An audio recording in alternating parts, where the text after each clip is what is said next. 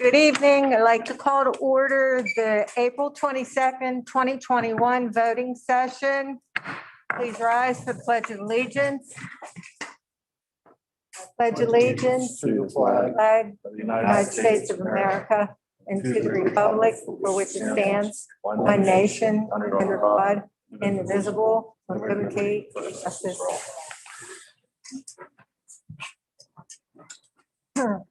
Pauline, will you please call roll? Ambrose, Present. Mr. Bloom, Here. Mr. King, Here. Mr. Moab, Here.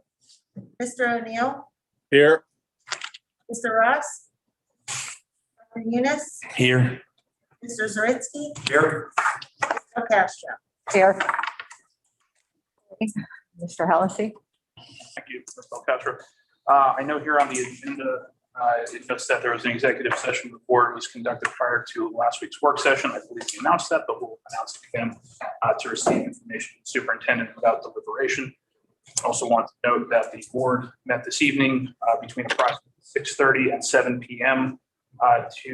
In executive session to discuss potential litigation matter related to a grievance arbitration.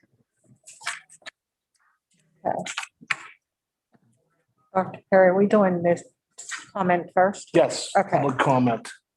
Not see any. You have this one here. I'll look at the other. While Dr. Perry checks the spreadsheet, I'll read a comment that was sent in by Mr. and Mrs. Terry Phillips, 142 Mulberry Lane in Monaca. Hello, Central Valley board members. Trusting that the safety of our students and staff is of the utmost importance to Central Valley School District Administration, please comprehend this peer-reviewed scientific vital Stanford study entitled Stanford Study Results, Face Masks are ineffective to block transmission of COVID-19 and actually can cause health deterioration and premature death. The study was attached. Given the urgent need for immediate removal of the proven harmful mask requirement in our schools and athletics, please provide a timely and detailed reply regarding Central Valley's plans to address these concerns with the taxpayers and state government bodies. We, along with many staff, students, and parents, are here to support and join Central Valley administration efforts to reprioritizing student, staff, and athlete safety with decisions that are rooted in legal, educated, and scientific methodology. Just to note in response, as Dr. Perry asked to do so, the board is complying, the school district is complying, first off, with our approved health and safety plan, which has been approved by the board several months ago. It was approved several months ago. In addition, the district is complying with the mandates of the Department of Health and the Pennsylvania governor in relation to requiring the wearing of face coverings with obviously certain exceptions. And we continue to abide by health department and CDC regulations. It should also be noted that the district, in addition to providing live instruction in the schools, is also offering synchronous instruction for those families who wish to keep their students at home and outside of the school buildings for any reason, as well as having an asynchronous option through the district's cyber learning program. Okay. Minutes to approve the voting session minutes from the May 18th, 2021, which can be found on attachment A. Do I have a motion? Mr. Bloom, second. Mr. Moab, all in favor? Aye. Opposed? Motion carries. Treasurer's report, Mr. King. Following bills and reports are submitted for approval. A, pay bills. Number one, confirm the March 2021 general fund payments in the amount of $2,878,416.29. Attachment B. Number two, confirm the March 2021 cafeteria fund payments in the amount of $37,124.52. Attachment C. B, the report to approve the March 2021 Berkheimer report. Attachment D. I'll make that motion. Okay, Second. Mr. Zaritsky, seconds. All in favor? Aye. Opposed? Motion carries. Board policy, number one, to approve resolution 2020 2021-06, approving the withdrawal of the Midland Borough School District from the membership in the Beaver County Career and Technology Center, which can be found on attachment E. Number 2, to approve the 2021-2022 agreement with the Nutrition Group pending review by the solicitor. And I do believe Mr. Hellesy has a third one. Yes, thank you. I would ask that a motion be added to the agenda as item 3 under board policy items. That would be a motion to authorize an appeal of the arbitration decision in Bureau of Mediation case number 2020-0039. So move. Motion, Mr. Zaritsky, second. Mr. Ambrose, I don't know if Dr. Eunice wants to just clarify for the record, the number 1 on there of the reason for them. Oh, actually, I think at our last meeting, we went over all that. I'm not sure exactly how they decided that they were going to get out of it, and the CTC was handling pretty much going on. I can help you out. You help me out with that? There's an articles of agreement that was put together for the CTC years ago. The articles and agreements between all the schools in Beaver County. Midland at one point in time was students attended the CTC. Midland no longer has a high school. The Midland students go through Beaver now. So those students are accounted through Beaver. So they were removed from the articles of agreement because they are being they're being accounted for through Beaver. okay? Thank you, Mr. Perry. You said that very well. Thank you. So all in favor of items 1 through 3? Aye. Opposed? Oh, I forgot the FYI down there. Oh, So, go ahead. Can read it. okay. The first reading of a revised policy 626 in federal fiscal compliance, which is on attachment J. So again, all in favor? Opposed? Motion carries. So that update of the fiscal, federal fiscal compliance is related to procurement.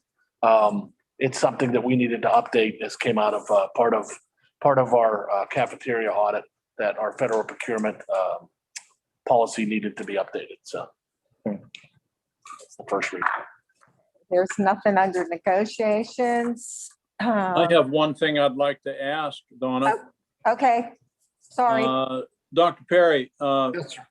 do we have any contracts that are going to be coming up for administrators? I can get you, I can get you the detailed list of all the contracts and the dates for each of those. That'll do. Thank you. Yep. Sorry. Okay. Education, to approve the release time, staff development request. There's a conference using sound walls in primary classrooms, which is virtual at the Beaver Valley IU. Individuals that will be attending are Jeff Werner, Don Moad, Robin Zariski, Marie King, and Ben Bechtel, and that would be on April 14th, 2021. Do I have a motion? Mr. Ambrose, second. Mr. Bloom, all in favor? Aye. Opposed? Motion carries. Mr. Moad, do you want to say anything for technology? Just real quick, I do want to schedule a meeting with Dr. Perry and Mr. I. Miller just to go through any technology initiatives coming up, so let's get an update. We emailed back and forth. We'll get a date together. Mr. King, athletics. There's an FYI. The athletic committee is recommending to retain the following winter sports coaches for the 2021-2022 school year. Boys basketball, Brandon Ambrose. Girls basketball, Chris Rasso. Leading, Heather Simavoski. Swimming, Larry Polochak. Gymnastics, Terry Gazda. And wrestling, Kevin Moores. I'll make that motion. I have an addition to the agenda. Okay, So we had approved last month 2 baseball coaches. Both of those baseball coaches, their time is not allowing them to coach and be paid. They've asked to go down to the volunteer status.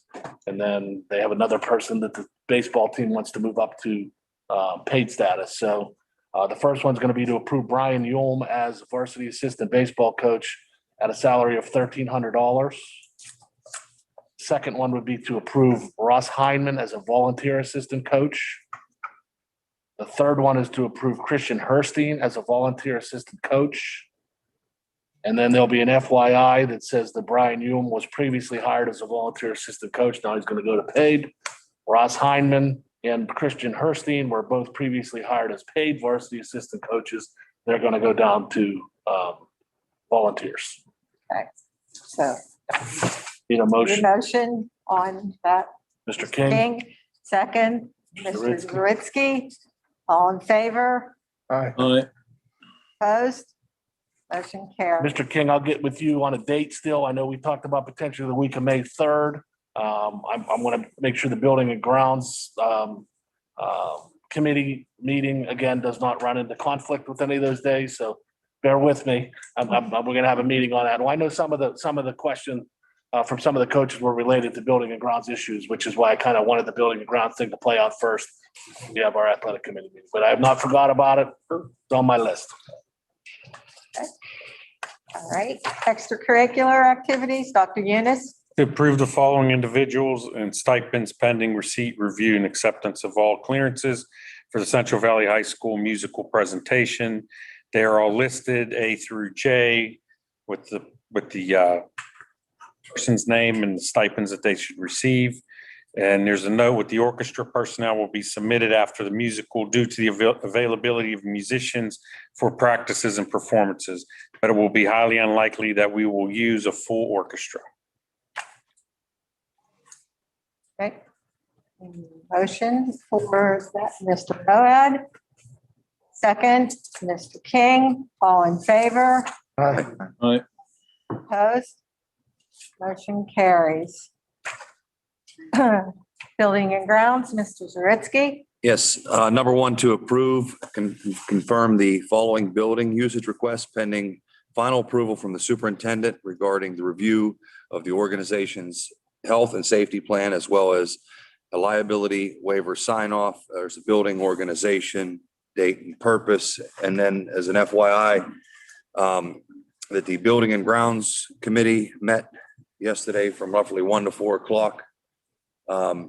With the assistance of Dr. Perry, the maintenance department, and building principals from the high school and middle school. Dr. Perry provided some information for capital needs, some information on PlanCon projects, and then we walked with the building principals, and they showed us some of needs and wants in each building. The outcome sparked from the committee, sparked Dr. Perry and I to have a quick chat with Crabtree and the engineer. And we're looking to schedule a meeting for another walk and encourage the entire board to join the committee so we have a full understanding of what the middle school and high school's needs and wants are, to ask Crabtree to put some numbers to get together and to be able to give the board a proper recommendation from the committee on what we feel projects are needed in those two schools. So if there's any questions, feel free to ask. And I know that Mr. Moed, I think some of the things that tie into the buildings is part of technology, because Mr. Eimiller was part of that walk also and expressed some concerns in some areas that the committee feels need addressed. So any questions, but we're looking early May. We're waiting for some dates, the engineer and the architect, correct, Dr. Perry? Yes. So information will follow for that, but the committee would encourage all board members to be there for the second walk. And I'll make the motion Okay. for item 1. Mr. Moad, all in favor, Aye. opposed? Motion carries. Now, Mr. Bloom, Yes, number one, to approve the retirement of Robert Patours, custodian, effective April 30th, 2021, found on attachment F. Number two, to approve an FMLA request for an elementary teacher from March 24th, 2021 through June 4th, 2021.